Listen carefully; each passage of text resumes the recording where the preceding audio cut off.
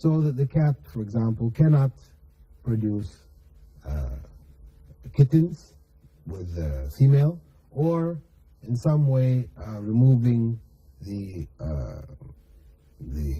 ovaries of the female so she cannot produce kittens herself. These procedures Islamically would be considered abhorrent. Cutting out parts of animals. The Prophet Muhammad, may God's peace and blessings be upon him, did not address this specifically because this was not a practice in his time. However, he did address other practices which have some kind of relationship.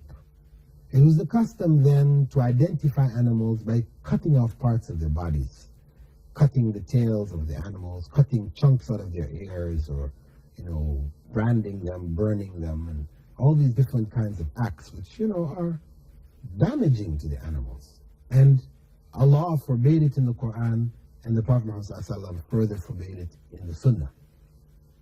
Of course, the purpose for which they were doing it is slightly different from this purpose, which is to prevent the animal from having, a lot of offspring. In those cases, it was for identification purposes, and sometimes with religious implications. However, the end result is still the same: cutting off parts of the bodies of the animals. This is something which is harmful to the animal. So, Islamically, if you don't want a lot of kittens, then give them away. If you find that it becomes too much for you, then you have to let them, go in the wild or whatever and stop. If you can't deal with the consequences of having these cats, then don't deal with the cats initially. So you should know what you're getting into. Don't damage the animal because you only want to deal with it in a particular way.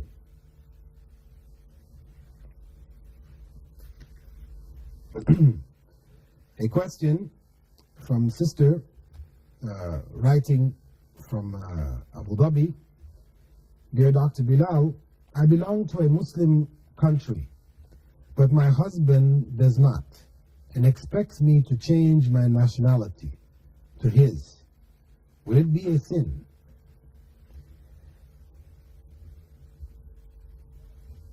Basically, in Islam, to take allegiance to a non-Muslim system is sinful.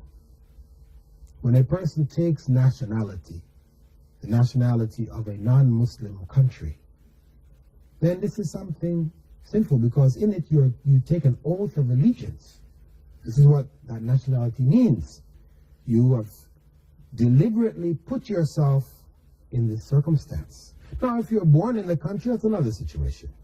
This is the way the world is divided. You're born in a country which is a non-Muslim country, then that's what it is. You have no choice in the matter. Of course, it would be preferable if you're able to emigrate to a Muslim country and to take the nationality of a Muslim country. This is better. As a Muslim, this is better for you, in general. So, if a woman, for example, already has her own nationality in a Muslim country, for her to go and give that nationality up, that is to say, if taking the nationality of her husband involves giving up her own nationality, which is nationality of a Muslim country, then she shouldn't do so. Because when she takes the nationality of that other country, she may put herself in jeopardy. Her husband may die. His relatives or whatever may be there. They may not particularly care about her or whatever. And she is now locked in that country where her family isn't. And, she no longer has the rights to reside and to be in the country of her origin, which was an Islamic country. So my advice to the sister would be not to take the nationality of her husband.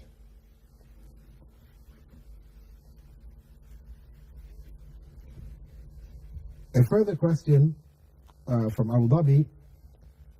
A sister writes, Dr. Bilal, there is a lady who has no hair due to an illness, and she cannot get any hair. That means, I guess, no, she's not growing. Her hair fell out and it's not growing back. Is she not allowed to wear a wig, or can she? Yours sincerely. Sister, the wearing of wigs is prohibited in Islam. The Prophet Muhammad, may God's peace and blessings be upon him, stated in authentic hadiths in Bukhari and Muslim, Allah curses the woman who wears a wig, who has a wig put on her head, or she puts a wig on somebody else's head.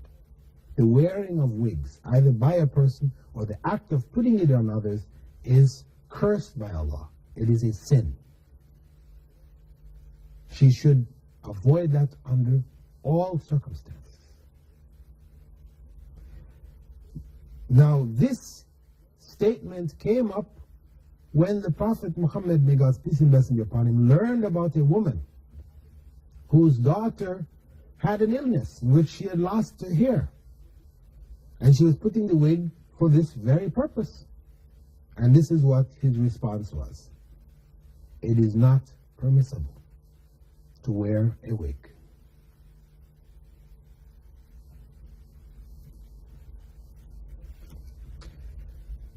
Question from sisters in Dubai. Dear Dr. Bilal, is the wearing of trousers prohibited for women? That is, trousers which are similar to those of men. This is an issue, the wearing of men's clothing, because this is what we're talking about, or women's clothing designed in the particular fashion of men. This is something present in modern day clothes designs, where we have women now being given jackets and ties and shoes and styles of clothing, everything which are looking just like the men's. This is something cursed by Allah. Prophet Muhammad said that Allah curses the woman who dresses like a man, who is like a man, and the man who dresses or acts like a woman. These are cursed situations. Because the distinction between sexes, Islam wants it to be clear. It doesn't want any blurring. Because this is what leads to homosexuality and lesbianism, these deviant practices which are now quite prevalent in many Western countries and increasing, and even appearing in Eastern countries too, due to forces, not necessarily which have to do with dress, but which have to do with negative cultural practices wherein marriage is not easy, dowries are high, so the incidence of homosexuality is rising. Women are not getting married because the dowries are too high, no men to marry them. Men are not getting married because they cannot afford these dowries and these marriages. So these desires that people have, they will be manifest either through illicit sexual relations or they will be manifest through homosexuality. So this is something which Muslim societies have to address. Alhamdulillah, in the UAE, we have marriage funds which have been set up to help, to facilitate young people getting married. And in whatever Muslim countries there are, or Muslim communities that there are, the community should take part in trying to facilitate marriage, to help the young people to get married, to avoid this kind of circumstance. Now, if a woman, this is outside of this type of circumstance, a woman in her home, she wears her husband's pants. For example, they're around the same size. They're working in the home, she's putting them on, wearing them. She's not putting it on with a manly kind of air, but she's just wearing it inside of the home.